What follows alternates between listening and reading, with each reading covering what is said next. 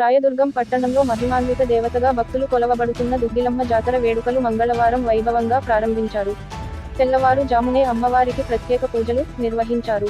ఇతర రాష్ట్రాల నుండి భక్తులు పెద్ద ఎత్తున పాల్గొని అమ్మవారిని దర్శించుకుని జంతు బలి, వేప చీరలతో మొక్కులు తీర్చుకున్నారు. పోలీసులు గట్టి బందోబస్తు ఏర్పాటు చేశారు. రాయదుర్గం ప్రజలకు అంటువ్యాధులు, విష రోగాలు ప్రబలకుండా అమ్మవారు పట్టణాన్ని సంరక్షిస్తోందని భక్తులు ప్రగాఢ విశ్వాసంగా నమ్ముతున్నారు.